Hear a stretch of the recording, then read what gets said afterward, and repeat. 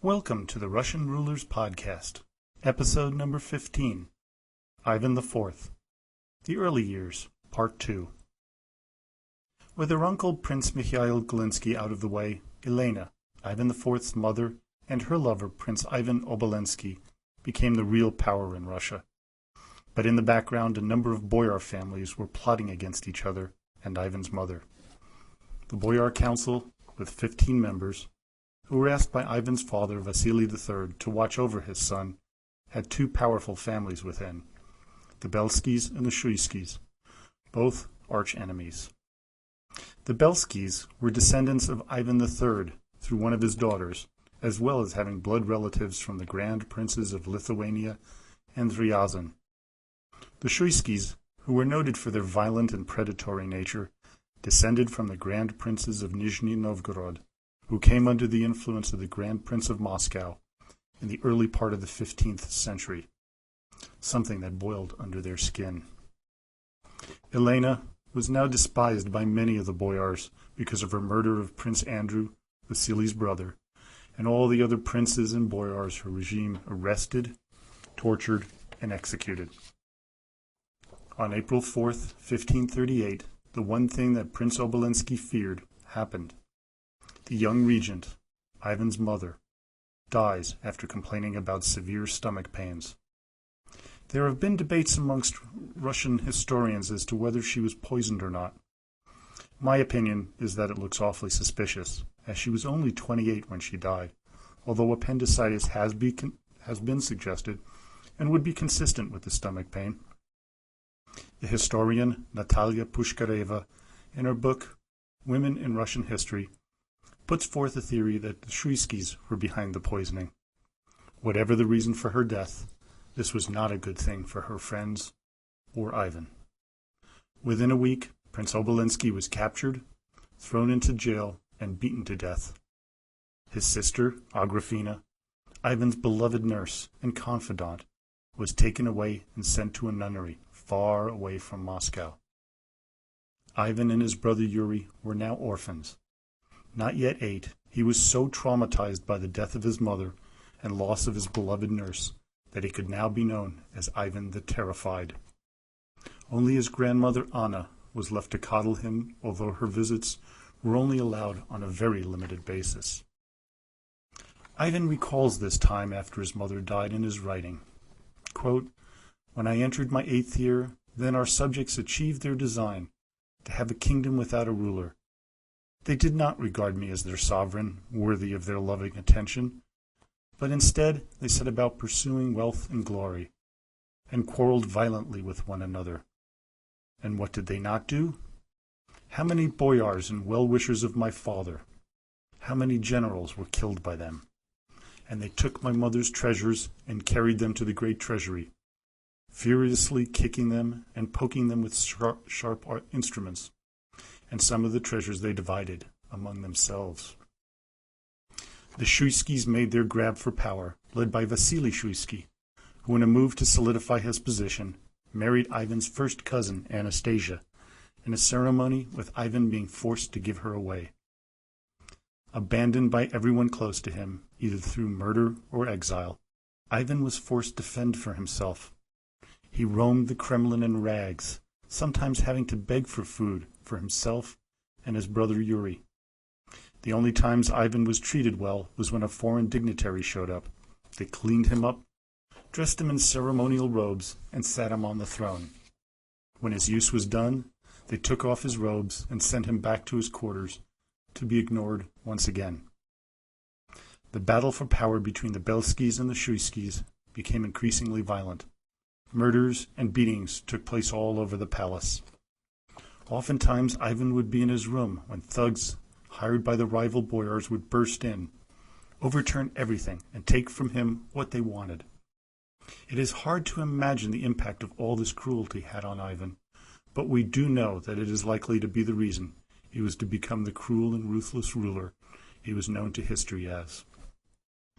Because of the abuse he endured, unable to find retribution against those who mistreated him, was when he supposedly began to take his frustration out against animals.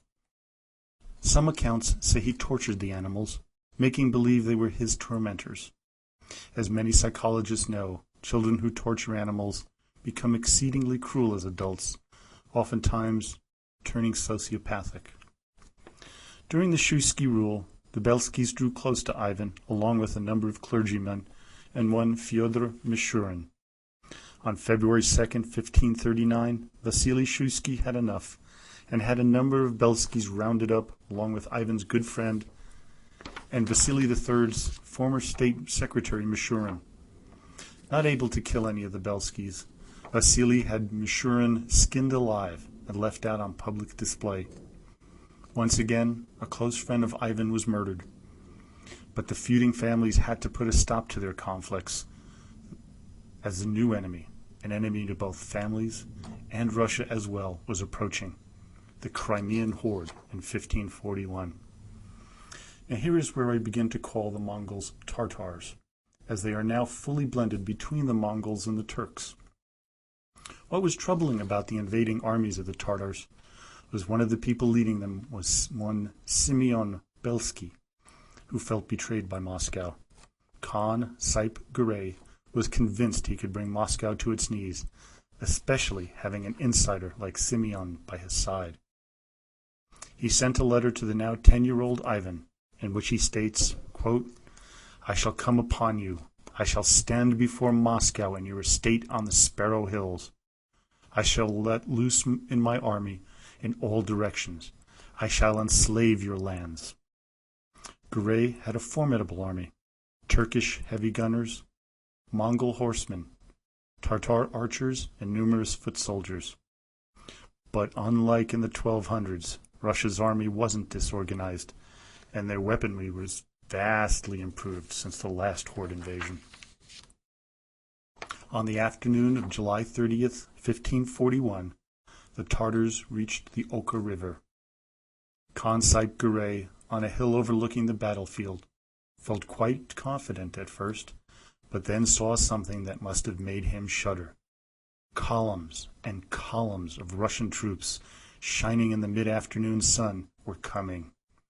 Simeon Belsky assured the Khan that the fight was going to be an easy one. He lied. Having built pontoons to cross the river, the Khan decided to press on.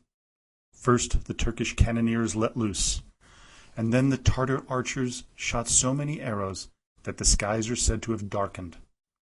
The Russians were wavering, but held as thousands of new troops arrived. Despite the bombardment, the Russian troops stayed firm and weathered the storm. What was it that made the Russian armies act so bravely that day?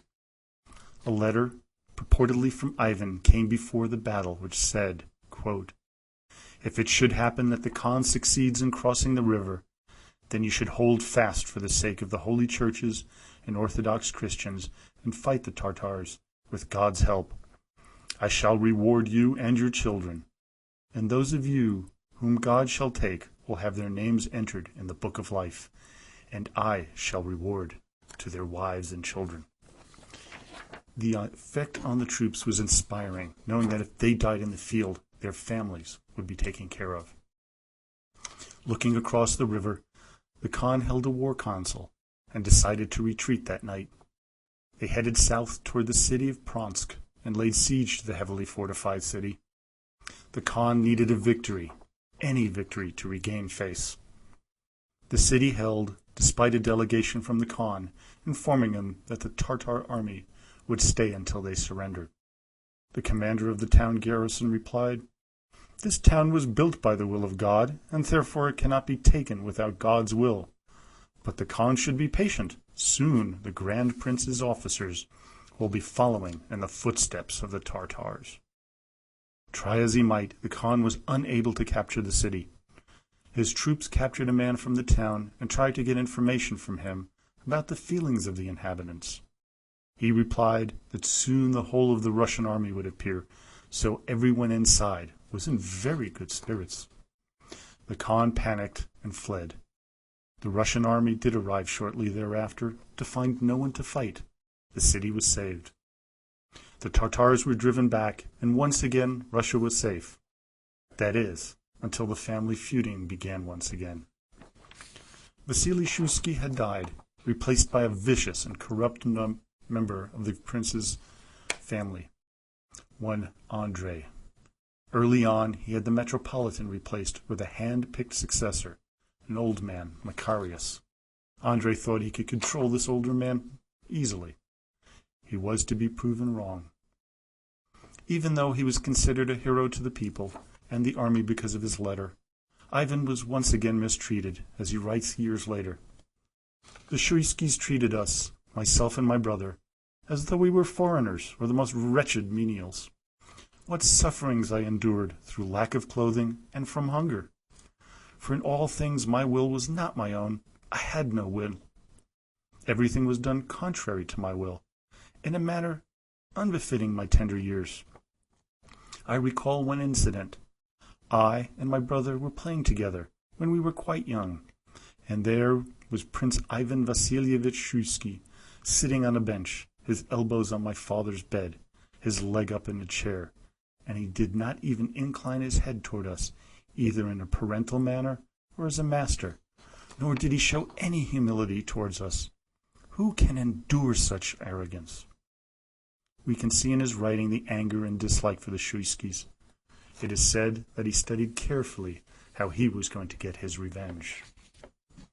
Prince Andrei made sure Ivan had no confidants, isolating him from everyone. Macarius carefully cultivated a friendship with the now 13-year-old Grand Prince, giving Ivan growing self-confidence. Ivan, though, was seething internally, biding his time, a time which was to come very soon. On December 29th, 1543, with Prince Andrei smugly attending an audience without any of his guards, so confident in his power, Ivan struck. He had men loyal to him arrest Andrei and had him literally thrown to the dogs and killed. Ivan was 13, and he had committed his first murder. A chronicle, edited by Ivan himself, said, "The boyars committed many shameful acts in the presence of the Grand Prince, and offended his dignity." Another Muscovite writer added, "From this time the boyars began to fear the Grand Prince, and became obedient to him. For the first time in his short life, Ivan was now in control." Next week, we'll have the coronation of Ivan IV as Tsar of all Russia, along with the gradual unleashing of the monster within. Now, for this week in Russian history, August 8th through August the 14th. In 1323, the Treaty of Notburg between Sweden and Novgorod was signed, which allows Russia to regulate the northern border for the first time. 1629, Tsar Alexei I of Russia was born. In 1669, Tsarina Eudosia Lobkahina of Russia, first wife of Peter the Great, was born. In 1824, Maria Alexandrovna, also known as Marie of Hesse, Tsarina of Russia, and wife of Alexander II, was born. In 1904, the Russo-Japanese War, the Battle of the Yellow Sea between the Russian and Japanese battleship fleets, commences. 1 year later, in 1905, the peace negotiations begin in Portsmouth for the Russo-Japanese War. And in 1953, the Soviet atomic bomb project commences with the detonation of Jo-4, the first Soviet thermonuclear weapon. Well, I hope you enjoyed today's podcast. Please visit the websites at russianrulers.podhoster.com, markshouse.com, become a Facebook friend at Russian Rulers History Podcast, ask a question, make a suggestion, leave a comment, and as always, до свидания и спасибо большое.